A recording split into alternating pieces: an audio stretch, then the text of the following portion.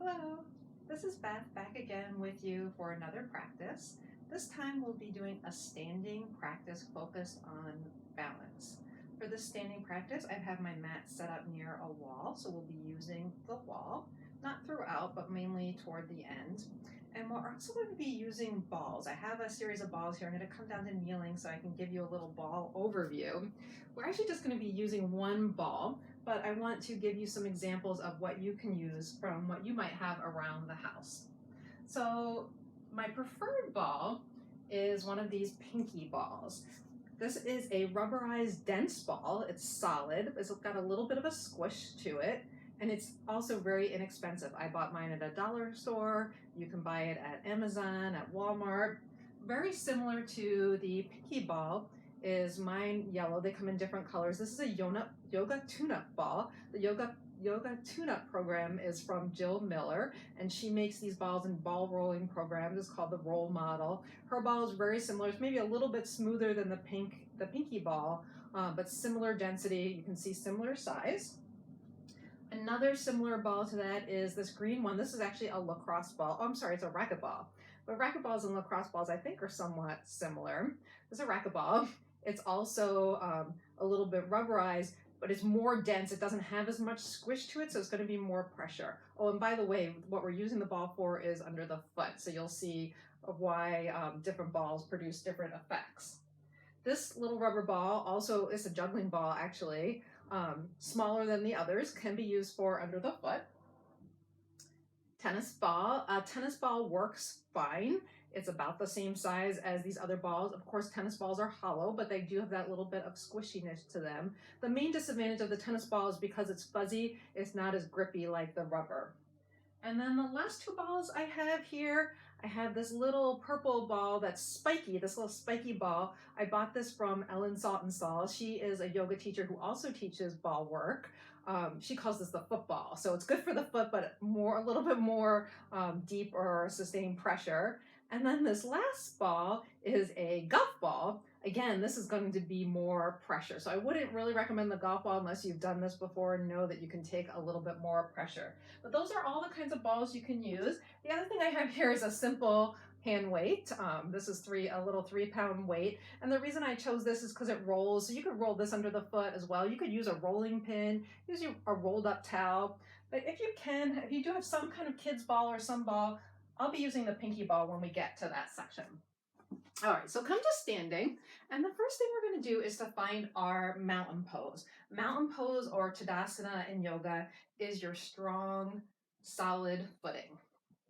It's a place where your feet are approximately hip width apart, so that's where your hip bones are, and my feet are approximately at that place. Sometimes I like mine a little wider, and you might like yours even wider. You might like yours closer together.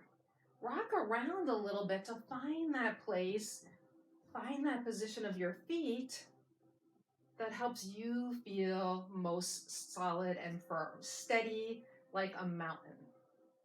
Know for a moment, though, that you're not stiff. So stiffen up yourself a bit and see how that feels. And then release the stiffness and notice how you can be strong, solid, steady in your mountain without the need to be stiff.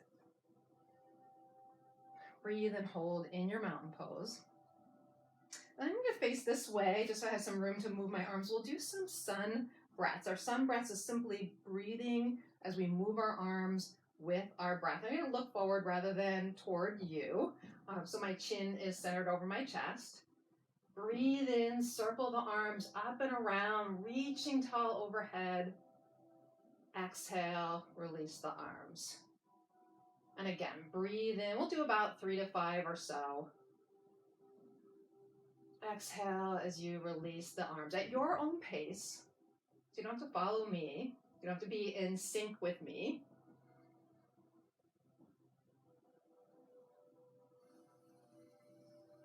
Maybe 2 more. Feeling your body move with breath. Maybe looking for a little bit of a sense of equilibrium. Bringing more balance into your body. And then on the last one, stay with your arms overhead. This is extended mountain. So grow tall in your mountain. Know that we're social distancing, so you can take up some room. You can make this a nice, wide, strong, take up your own space on your mountain. Continue that sense of breathing in, allowing you to grow even taller. And then as we exhale together, so we'll breathe in one more big deep breath, and then we'll exhale together and kind of shake it out as we go down. So as you're ready, big breath in, grow tall. Exhale, release everything out, and give it a little shake. All right. So notice now, back in your mountain pose, or readjust your mountain pose as needed. Feel that place that's solid and firm. Notice how your feet feel. We'll come back to that in a few moments when we do the ball work. Simply for now, notice them. Maybe look down and wiggle your toes a little bit. Notice what part of your feet, your toes, your heels are touching the floor. And then one more time, we're going to breathe in and up, sweeping into that tall, extended mountain. So breathe your arms in and up. Nice tall mountain. Turn sideways a little bit so you can see that I'm really not changing the shape of my back. I'm not going into a back bend. I'm not collapsing forward.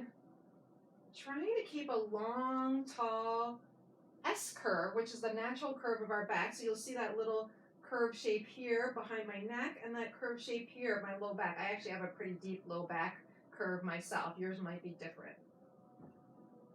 And then from this place, turn a little bit. Lift your heels any amount, starting a little bit of balance work. I'm just going to put this arm down so I can talk to you a little more easily.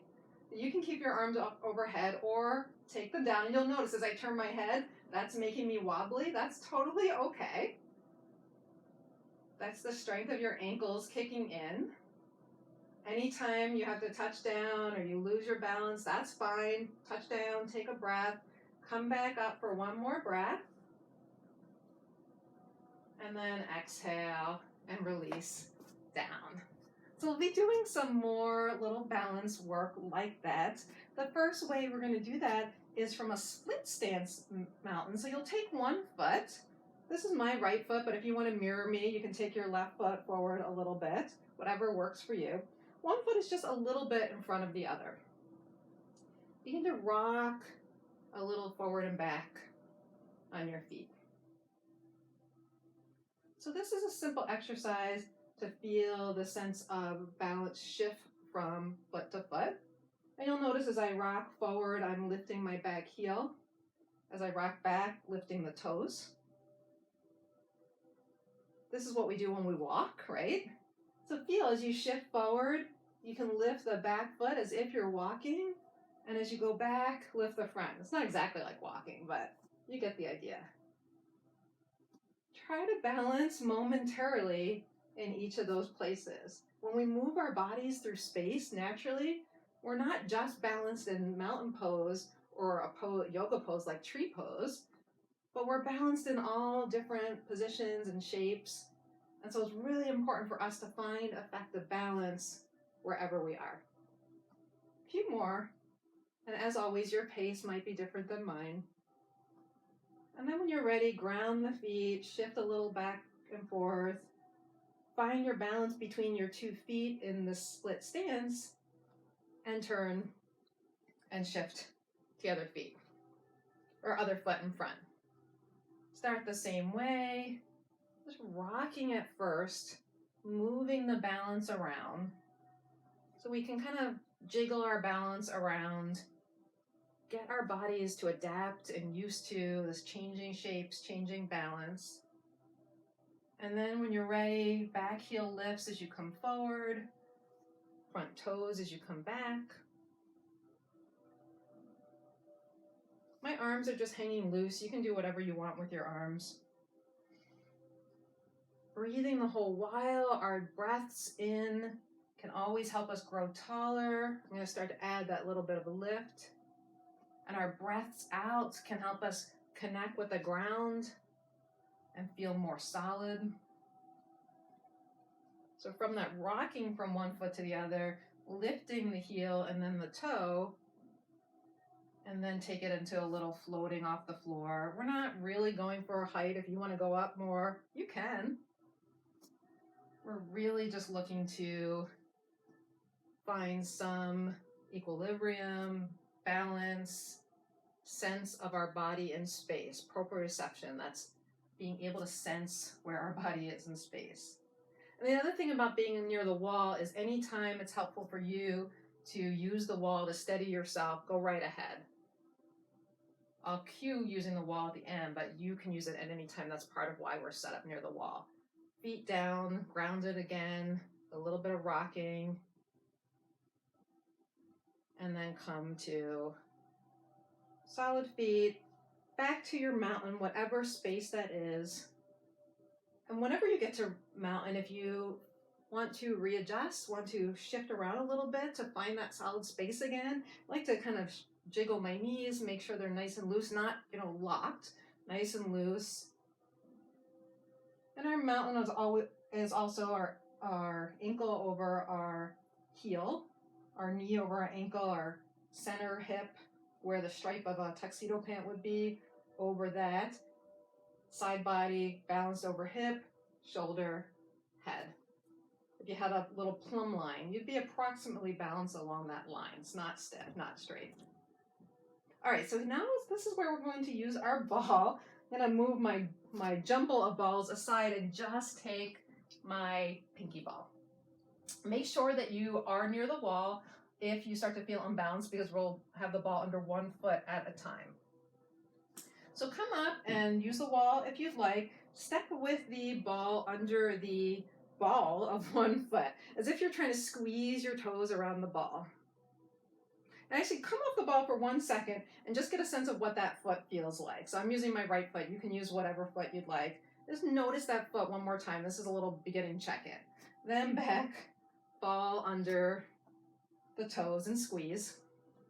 You can take a little pressure on the ball. That really depends on what kind of ball you're using. So this pinky ball can take a little bit of pressure. It smushes in. If I were using, say, the racket ball, you wouldn't be able to put as much pressure, and certainly not a golf ball. Then roll it back a little further so it's somewhere more behind the ball of your feet, away from your toes. And a little further so that's kind of at the front part of your heel. And you can see I'm pushing down, and then I'm going to go all the way under my heel bone. And you can stay. So I'm going up and down. You can just stay and do sustained, even pressure.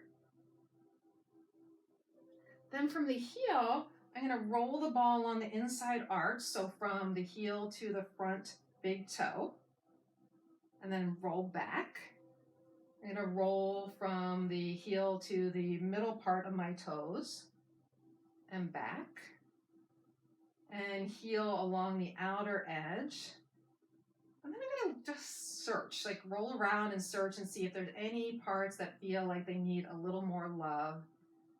So know that for some people, this can feel really tenderizing. So just be more gentle. If that's you, hold on to the wall, use really light pressure.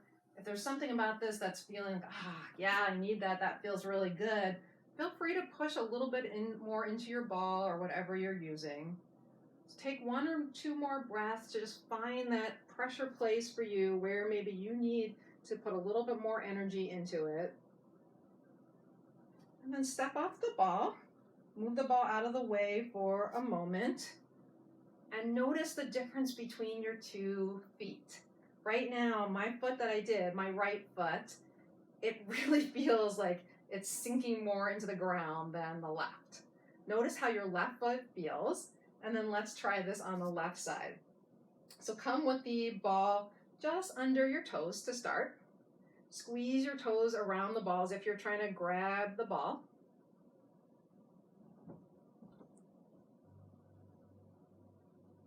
And you can move it back and forth, side to side. It's nice to go in different directions when we're doing ball work. So with the muscle, against the muscle. Bring it to a little behind your toes. So not right at the ball, but behind that, further toward your heel. Press, either sustained or move around, back and forth. A little bit more mid-foot.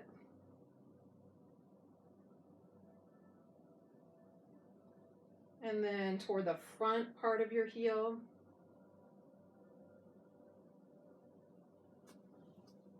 All the way in the center of your heel, the main part of where your bone of your leg meets your heel or meets your foot.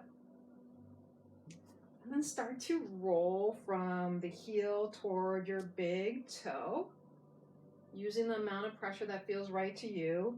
Back to heel, heel toward your middle toes, and press.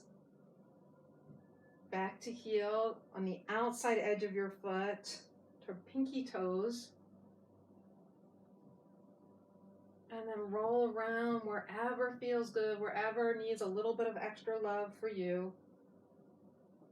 Maybe sustaining it. If you get plantar fasciitis, hopefully I said that right, plantar fasciitis, I know it's very painful. I haven't gotten it. I've heard it's extremely painful. This can help, and you also have to be more gentle with it. All right, another breath or two, maybe sustaining in one place that feels good. And your good is a comfortable amount of discomfort. That's something that Jill Miller says all the time. Then off the ball, set your ball or balls aside. Come back to your mountain pose. See how your mountain feels now. I'm going to turn to the side. And we'll do a little bit of a chair pose. So for chair pose, we're hinging at this joint of our hips, right where the top of our thigh meets our pelvis. So we're not bending our back in a C curve. It's a little hinge, as if we're seated in a squat, except we're also hinging at our knees and sending our butt toward the back of the room. And our back stays long and elongated. Your arms can go wherever you want. I'm just going to rest mine on my thighs for now. So my chest or sternum is shining forward. It's not hunching over. Sometimes in chair pose, we get sort of this action. Open up, let your heart shine forward, even if you're not as deep. So you might go down into a lower chair. You might look for an ottoman, or maybe you're in a high chair or one of those high bar stools. So whatever height chair you'd like, take a breath, and on your exhale, see if you can lift your heels off the ground like we did in mountain pose. Again, maybe some wobbling or instability here. If you prefer your hands on your hips for more stability, that's fine. They can be at heart center. You'll start to feel your quads kicking in to hold this pose. You can put your heels down at any time. Take one more breath.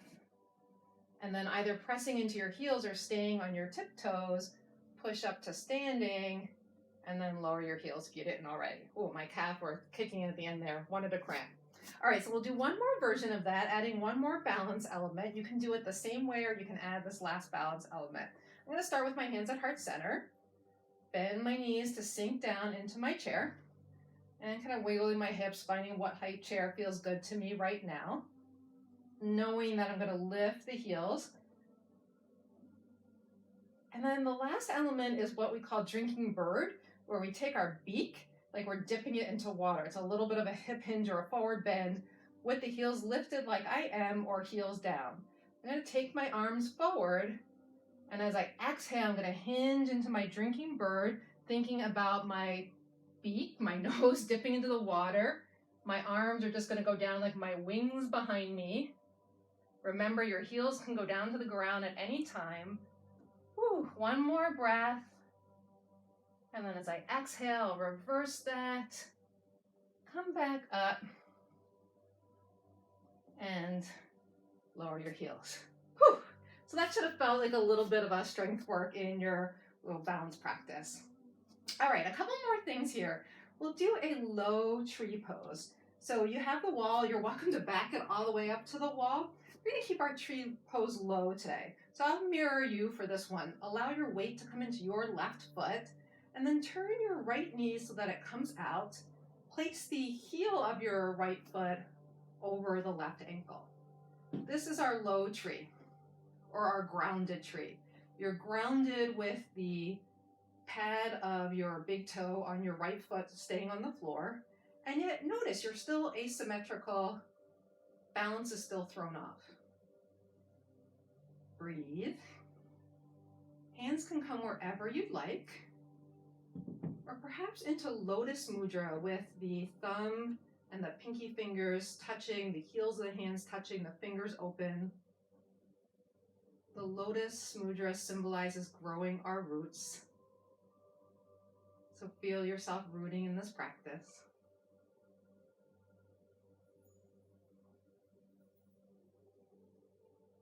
Feel yourself strong. Notice how you can have strength even as you maybe are a little bit unbalanced. And then exhale, release your hands, put your foot down, maybe a little wiggle or shake out. Allow the weight to come into your right foot. I'm still mirroring you, so it's your right foot. Come onto the ball or toes of your left. Turn your knee out. So when we keep it grounded, it might help you more with this shape of the pelvis to get more opening across the front of your pelvis. Heel of the left rests right over the right ankle. Find some steadiness here. And then if you'd like, Lotus Mudra. Of course, it's fine to have hands at heart center. This would be Anjali Mudra. To grow the branches of your tree higher, be a cactus. So wherever you'd like, I'm going to hold mudra for today, the Lotus Mudra. I'm going to think about my feet sinking into the ground, my body being strongly rooted, even if as it maybe sways, gets knocked around a little bit, I can still have roots.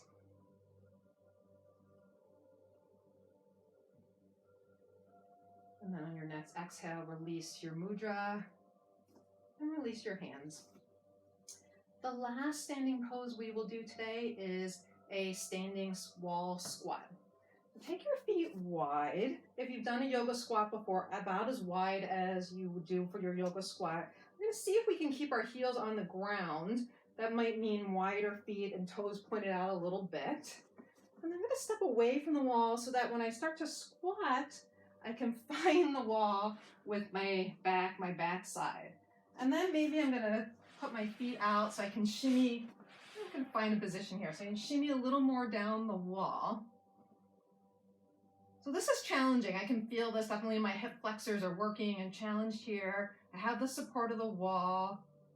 Squat is very grounding. If you already have a good squat, you can lean away from the wall. Well, first of all, you can do more of a coach pose. Hey, giving somebody advice, be the coach, have a little, consultation here. Or if you have a squat, more so than mine, this is really where I have my tightness, so I'm not going to be able to get all the way down into a squat. That's where the wall can feel really nice. One more breath wherever you are, and you can slide all the way down the wall and release. So to rest today, we will do legs up the wall, which reverses everything that we've been doing. Or if you want to simply lie flat on your back in Shavasana, you can do that too. I'll show you legs up the wall. I'll take a few breaths and legs up the wall with you, and then I'm going to do a little reading to finish the practice. So you stay in legs up the wall as long as you'd like. I'll let you know when we're wrapping up the practice. So to get into your legs up the wall, it can look a little awkward, and you'll definitely see I'll look awkward. I am shimmied right up so that my hip is really close to the wall. That's the best way to get into legs up a wall, is your hip being really close. I got to move my balls out of the way here. All right, and then it's kind of a lean back and swing the legs up at the same time. So you'll see as I do it, I'm going to start to lean back and swing my legs up and around, lifting up the wall. So once you get here, if this doesn't feel comfortable, you can scooch further away from the wall. You can put a little bit of a blanket or something, even your hands, I just slip my hands there, under your hips for a little bit of elevation. A soft pillow is fine there too.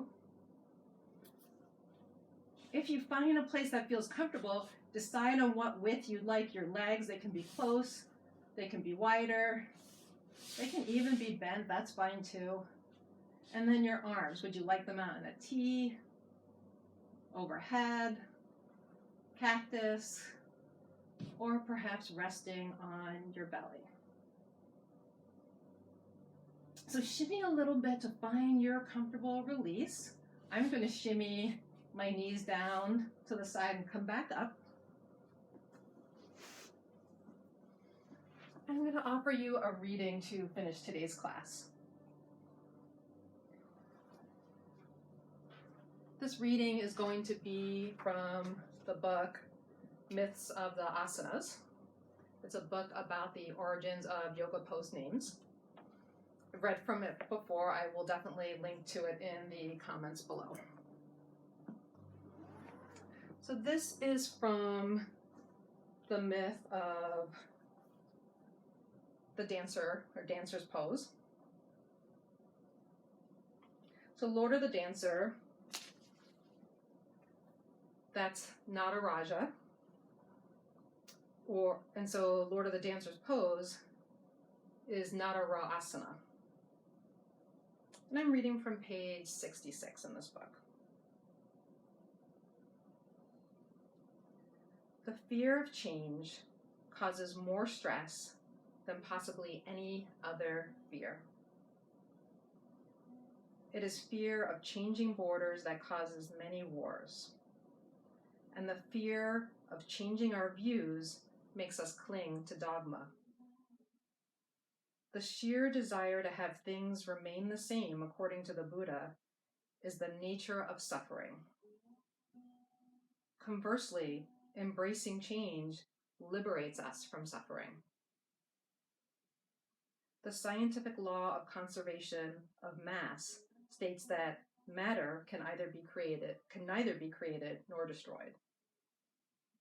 In essence, if you want to make something new, you must destroy something old or allow it to die. So Shiva, in his ultimate wisdom, is utterly compassionate in his destruction. He gives us the freedom to demolish our social norms and create something entirely new. He creates the space for us to make positive, abundant choices in our lives and let go of fear. If we truly want to change, then we must learn to embrace a little death and destruction. Natarajasana allows us to experience a couple of physical elements that can bring about fear in our bodies. Backbending and balancing both elicit fear because of the openness and bravery they require. We tend to store fear in our heart, and when we open the heart, we give ourselves an opportunity to let go of fear. Likewise, balancing gives us an opportunity to overcome our natural fear of falling, to be brave and free. If we can balance and backbend at the same time, with the same sense of liberation, which Nataraja does, then it will be easier for us to embrace this freedom in our mind and our hearts. So if you are still in your legs up the wall, bend your knees, placing your feet on the floor. Use your hands behind you to flip your legs around and off the wall in the same slightly awkward way that you got off. And then come to seated as we finish class together. Let's take one final sun breath in together, reaching up and around with the arms. Palms come to touch over as you breathe in. Exhale, hands float through center this time as you breathe out. I thank you for joining me for this practice today. I know that everything in the world feels so unbalanced. Yeah, I hope that you can find a bit of balance within yourself, a bit of grounding, a bit of comfort. Om Shanti, Shanti, Shanti Om. Peace, peace, peace. Thank you and be well.